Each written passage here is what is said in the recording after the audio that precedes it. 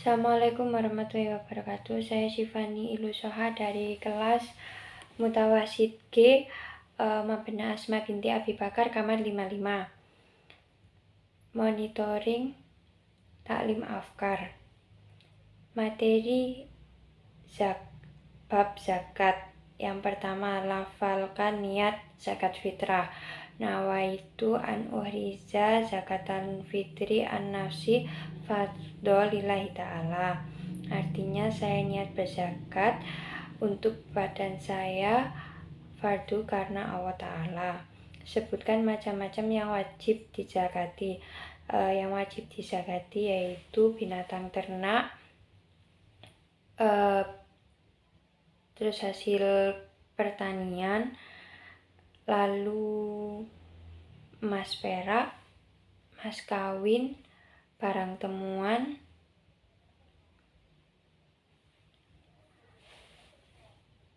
sebutkan dan jelaskan golongan yang berhak menerima zakat. Ada 8 golongan yang berhak menerima zakat. Yang pertama, fakir, tidak memiliki apa-apa. Miskin, memiliki harta tapi tidak cukup untuk memenuhi kebutuhan sehari-hari. Ada gharim, yang orang yang terlilit hutang. Ada rikob, budak yang dijanjikan merdeka oleh Tuhannya. Ada fisabilillah, orang yang berjihad di jalan Allah. Ada amil, panitia penerima zakat. Ada ibnu sabil,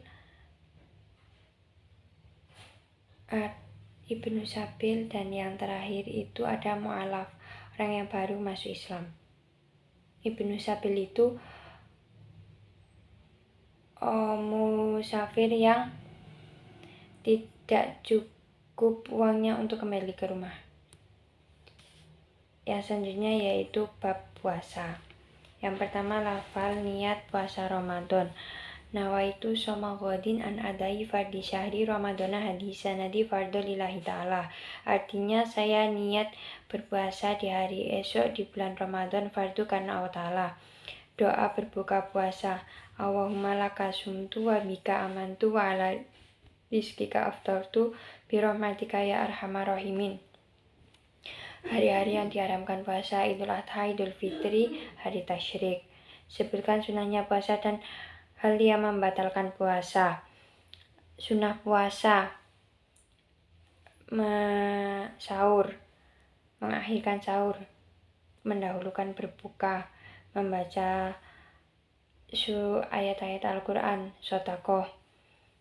Yang membatalkan puasa: makan minum dengan sengaja, muntah dengan sengaja, keluar mani dengan sengaja, murtad, nifas, haid, lalu memasukkan sesuatu dari lubang yang ada di tubuh dengan sengaja. Bab jual beli. Macam-macam jual beli yang ada barangnya yang disaksikan. Yang kedua, ada jual beli yang disebutkan sifat-sifatnya dalam perjanjian. Yang ketiga, jual beli yang tidak ada atau tidak dapat disaksikan. Jelaskan apa yang dimaksud khiyar. Khiyar adalah proses jual beli di mana seseorang dapat menentukan yang terbaik di antara pilihan dan dapat membatalkan transaksi jual beli. Syarat-syarat hutang piutang. Syarat-syarat hutang piutang yang pertama adalah orang yang berhutang. Orang yang berhutang, yang kedua objek hutang piutang, dan yang ketiga adalah ijab kabul. Jelaskan tata cara memindahkan hutang. Tata cara memindahkan hutang. Yang pertama, kerelaan seseorang untuk memindahkan haknya. Yang kedua, orang yang menerima haknya. Yang ketiga, terbebasnya menerima sepenuhnya tanggung jawab dari hak tersebut. Yang ketiga, adanya perjanjian dari penerima dan pemberi hak. Dan yang terakhir adalah hak tersebut terlepas dari dari pemberi. Tanggung jawab hak tersebut terlepas dari pemberi. Jelaskan jual beli yang dilarang. Jual beli yang dilarang.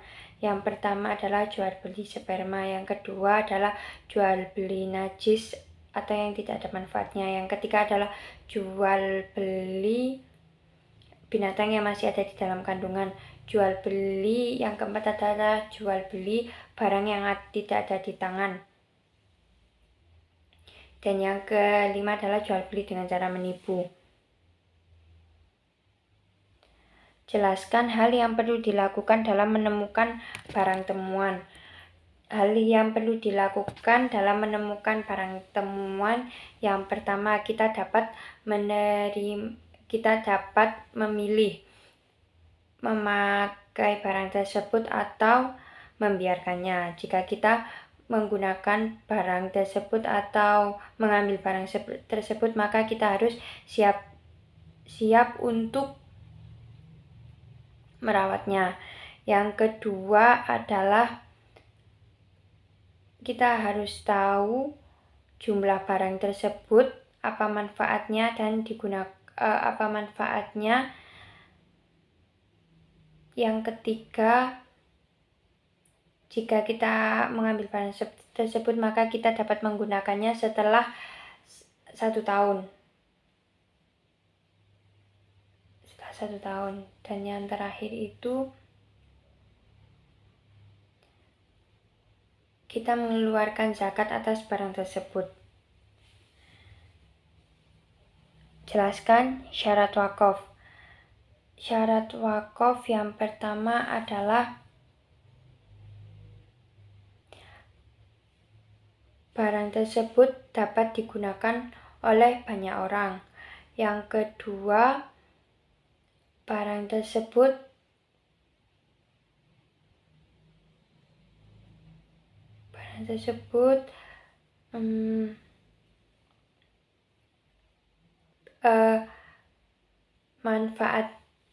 manfaatnya jangka panjang.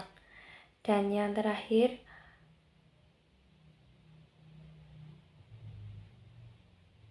syarat wakaf. Dan yang terakhir adalah barang tersebut diberikan untuk masyarakat. Perbedaan wakaf dan hibah. Wakaf itu bisa digunakan oleh masyarakat dan hibah hanya digunakan untuk barang pribadi. Wakaf digunakan untuk jangka panjang, sedangkan hibah digunakan sekali pakai. Lalu wakaf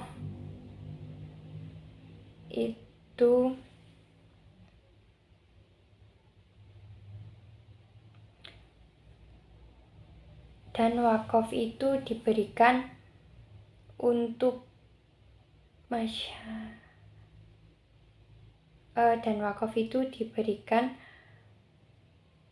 karena ada manfaatnya seperti musola,